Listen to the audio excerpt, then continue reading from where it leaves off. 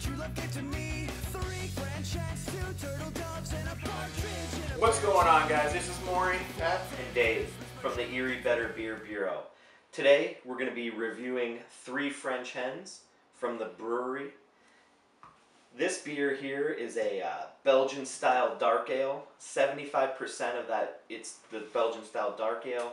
25% of this beer is aged in French oak barrels, and it's a 10%er. So this is a seasonal release from the Bruery. from 2 years ago. 2 years ago, right? They're doing the 12 Days of Christmas series, and we are going to tap into this one right about now. well, I would have to say it's actually rather clear, except the darkness means you can't really see through it, but you can definitely see lights through this beer. Definitely. You can Doesn't also look see, like a cloudy beer at all, really. No, there is a little bit. I've got a couple Slight chunks haze. of sediment in mine. Not much. Dave, you probably got the most with the last pour there. Yeah. But it's a pretty looking beer. The bubble formation, yeah, real you can tight. actually, looking at it through a light here, you can actually see all kinds of little fizzy bubbles going through the beer here. Oh yeah, Real effervescent. Yeah. streaming upwards. It is fruity. Wow. I mean, that's a Dark fruits galore. Yeah, raisins. It smells like raisins. I'll say it. It smells kind of like fruitcake. It does. Yeah, It does. You know, and for a Christmas ale, you know, a Christmas release, that's a good thing. Yeah. You know, Wow. yeah. I mean, there's a little bit of... I'm almost getting like a hint of like a prune juice in here. Yeah. It is a really dark, really dark raisiny kind of plummy. Yeah, plums, raisins.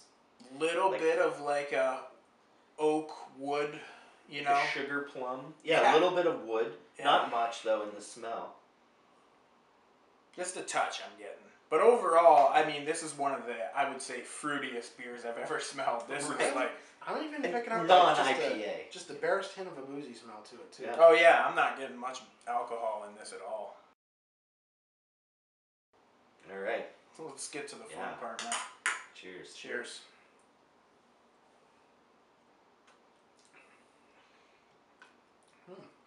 Get some nice tartness right up front there, like a dark fruity tartness right up Yeah. front.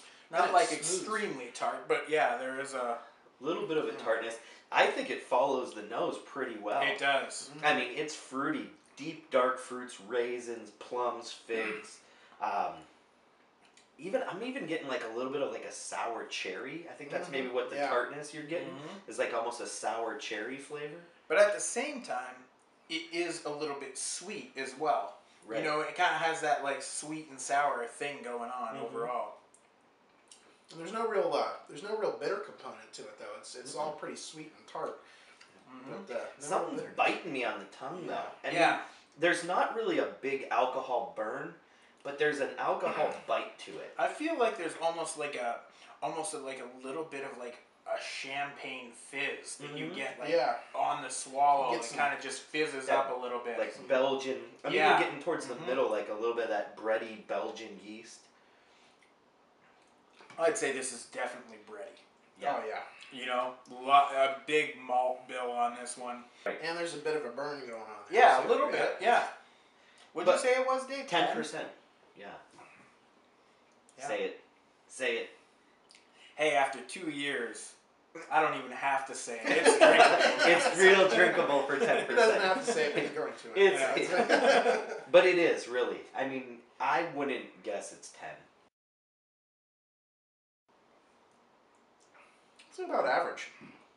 It's not really thin and it's not overly thick. It does have a nice silkiness to it though as you're drinking it though.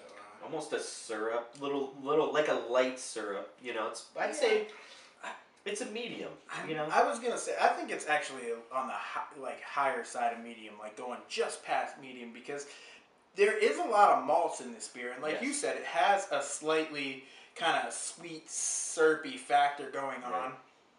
You know, I mean, it's not imperial stout thickness, but for the style here, I think it's just a tad over medium. thicker side of medium. Yeah, I'll go with that. I'm going to give this one a 4 out of 5.